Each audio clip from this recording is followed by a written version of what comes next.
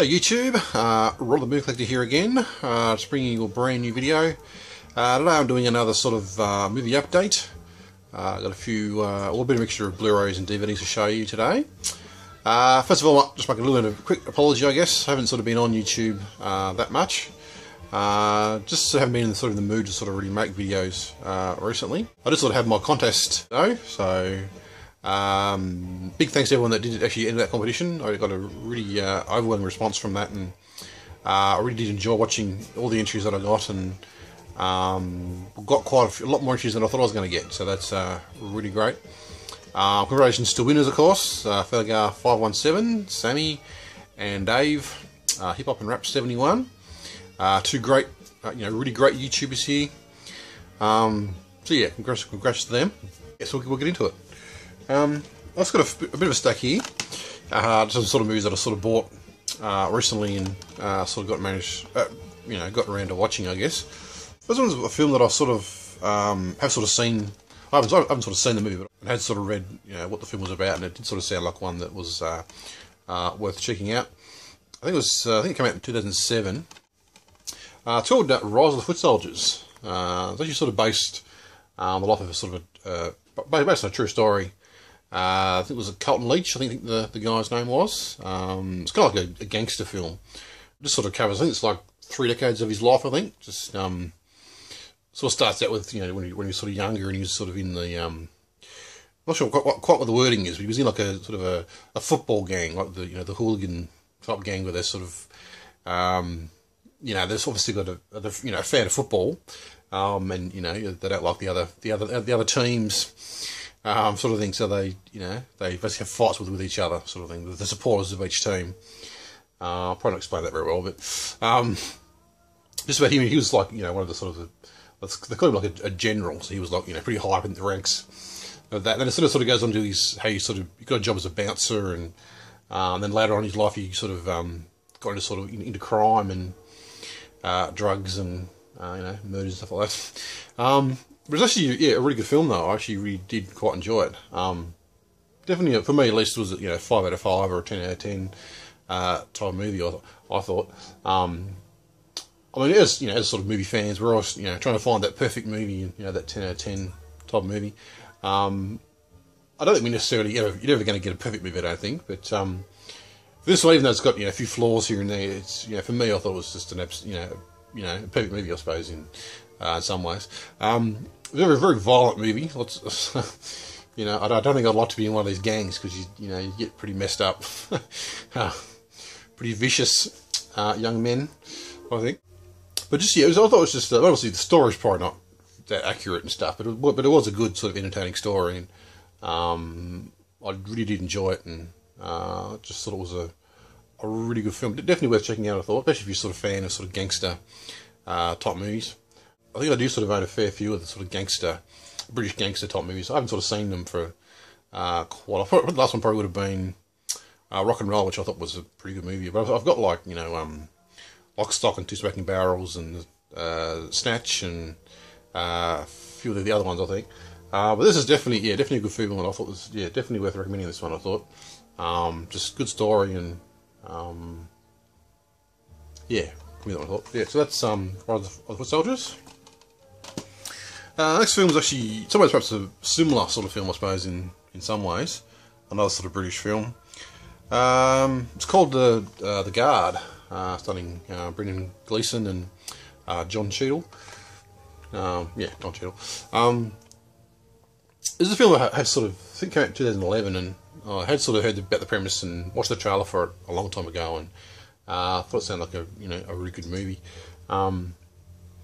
It's sort of essentially about sort of the Brendan Gleeson character, and he's kind of like he's like a cop in like a very sort of small Irish town, and he's a very sort of interesting character, because he's not really, he sort of comes across as a bit of a racist, and sometimes perhaps a bit stupid too. He's but you're not really sure whether that's an act or not. I mean, even sort of John Cheadle says in the movie, I can't sort of work out whether you're really smart or really dumb, sort of thing. He's sort of John Cheadle, Brendan Gleeson. He's sort of, I don't know. He's just sort of says these sort of very sort of racist things, and sort of thing. You're not really quite sure whether he's just, doing it to sort of get a reaction out of you, or he's, whether he sort of believes that or not, that what he's actually saying. And it's yeah. The film itself, to be honest, I didn't think I liked it as much as I probably should have done.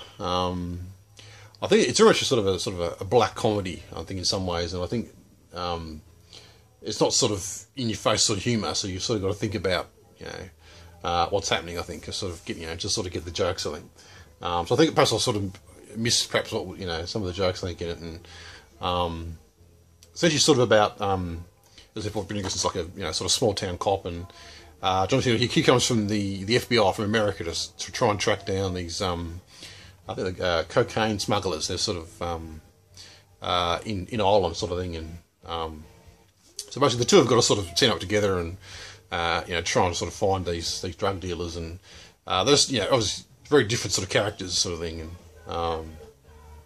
John Cheadle's very very sort of serious and wants to do things by the book sort of thing, and whereas Brendan Gleeson's a very small town cop and a bit lazy maybe, and doesn't necessarily want to do any work, and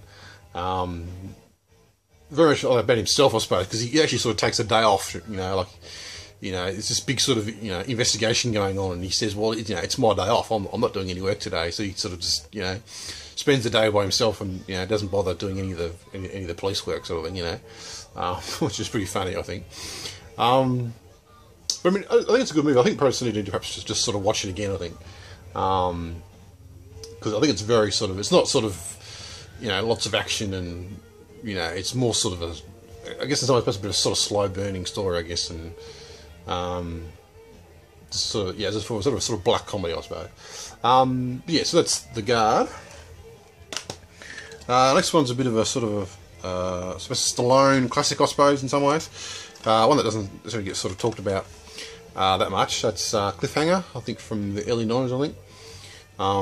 It also stars Michael Rooker, which is obviously the Merle from The Walking Dead. He's in here as well.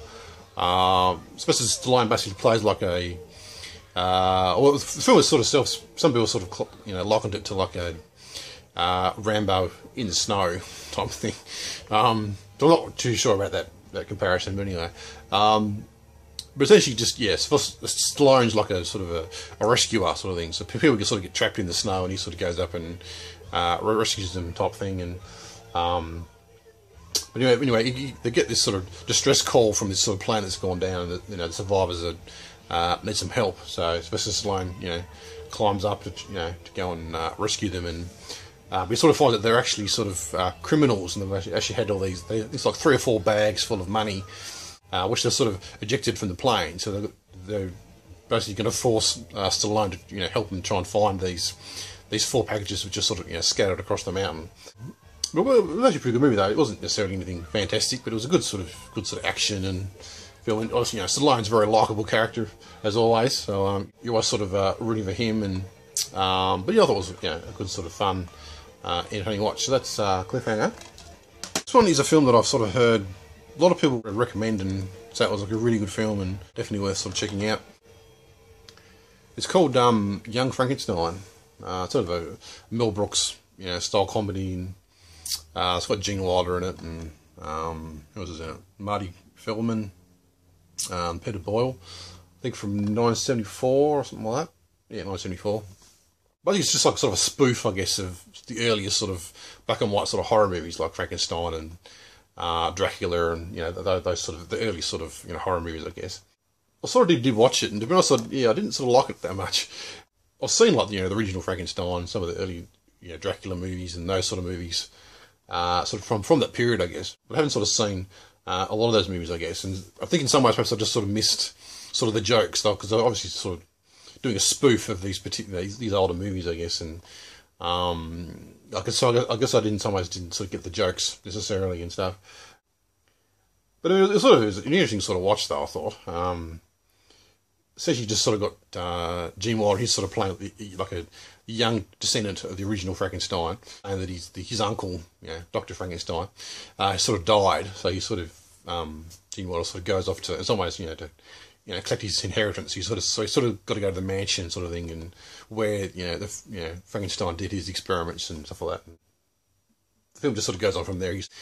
Gene Wilder sort of gets the idea of sort of retrying these experiments again, and tries to bring the monster back to life again, type of thing.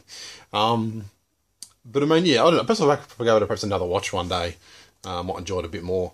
But for me, I just don't think I got all the jokes in it. I think perhaps because I haven't sort of seen a lot of those sort of earlier, sort of black and white sort of horror movies. Maybe I just sort of missed a lot of the jokes, maybe. So that's that's the Young Frankenstein. I think that's pretty much all the Blu-rays. There's a few more movies I have sort of watched recently, but I might perhaps do single reviews of them if I get time for them. So we'll go on to the box sets. Got some really great sort of box sets, so it might be a bit of a show off and show them off. So I picked up a film that a lot of people really hated of last year, but it was a very sort of cheap box set, so I thought I'd grab it and actually sort of see why the film was so terrible. The Man of Steel sort of collector's edition, box edition, which is very nice actually. I guess I'll open it up, pull it out. So you get sort of the packaging. Chuck over there. Then you get this sort of metal tin case, which might be a little bit hard perhaps to show on camera. I did actually break it though, or it was broken when I got it. I don't know if I still remember when I opened it up there was a bit of a crack, which I never really thought too much about, but it's actually the actual thing there. I probably can't really see it very well on camera, but it's actually, definitely broken. But anyway, so that's the sort of the metal case, and then you get this sort of where are we? I think you get like this little plastic sort of stand, which you can use to sort of, make a display of it, I guess. Let's put that back. Then you sort of get this sort of cardboard, sort of, might be a bit hard to sort of show. It sort of comes out like that sort of thing. You get like all discs in there. You got the the 3D edition, the Blu-ray edition, and the DVD edition, and I guess that one must be special features or something. It's a very nice sort of set though. Just put that back. And then you just puts it back in the. Then it sort of goes back in the tin again. Very nice. Now I did sort of watch the film, and I can sort of see why people didn't necessarily like it that much. I mean, I don't think there's anything wrong necessarily with the film. I just think they perhaps tried a bit too hard perhaps with it. I think they were sort of trying to make this sort of big epic sort of, Superman reboot, type movie, sort of bit of a sort of an origin story, and make a big and grand epic, and but I just think they perhaps sort of tried a bit too hard, and it just didn't sort of work. I didn't think, but I mean, I thought it wasn't too bad. It just, I don't know, somebody just didn't sort of blow me away, or it wasn't, the big. I just don't think it was necessarily the big sort of epic movie that they were trying to make, I think. So that's the the Man of Steel. Let's put that over there. I did sort of pick up a big pile of Doctor Who releases, which I might just do quickly show them. I just got a big sort of box here full of them. So I'll just go through them quickly. Doctor Who Trial of the Time Lords. It's like a 4-disc set. The Black Guardian trilogy, which is a 3-disc set. What's this one?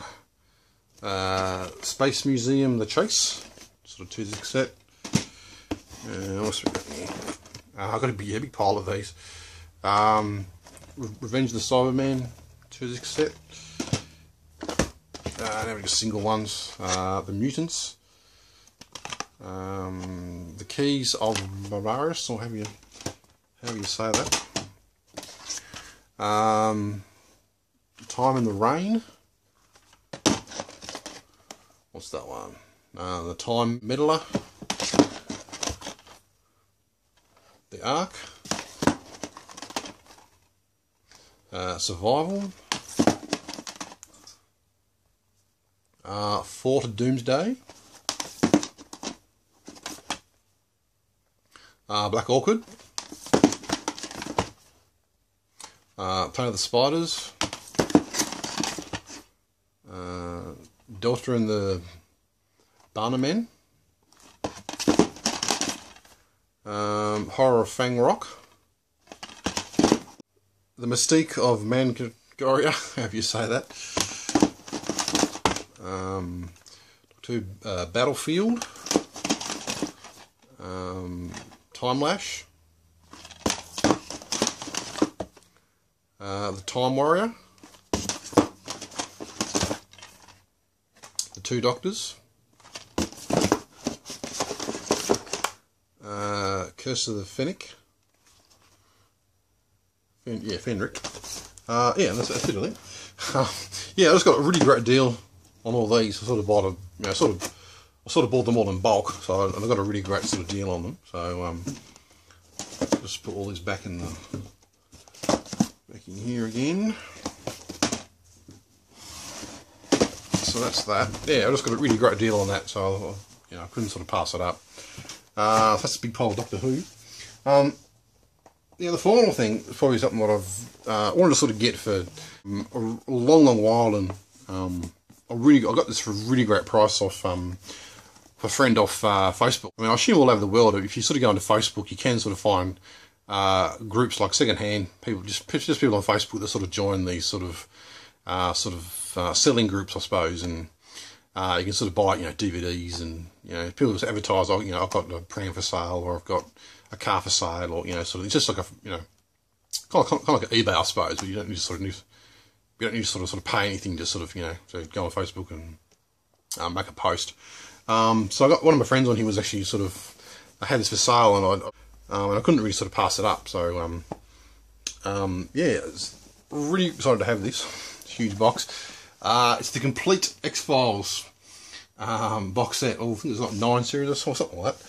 This thing's weighs a ton. Big sort of I can't show it on camera very well, but it's a big sort of folder. It's just, I think there's like 9 series or something, isn't it? It's, yeah, and they've just got the disc sort of in the sides here, I think. But yeah, that's very nice. I'm not really doing so very well this morning. Yeah, but yeah, it's like a big sort of really just a huge sort of big sort of folder of it, and it's something I've been wanting to sort of pick up for quite a while, and I just couldn't sort of pass it up. So hang on. Yeah, so that's the complete XFiles series. Yeah, so that's my big sort of haul, I guess, or DVD Blu-ray update, or whatever you want to call it. I got some really great deals, especially with the Doctor Who and the XFiles box set. So I'm really pleased to sort of get both of those. And yeah, so that's my video. Thanks for watching. Certainly, if you've sort of seen any of the movies that I sort of talked about, certainly leave me a comment and tell me your thoughts on them. I love a bit of feedback. It's always good. Yeah, but for now, yep, thanks for watching. And yeah, I'll be back with another video very soon for you. And yeah, for now, bye.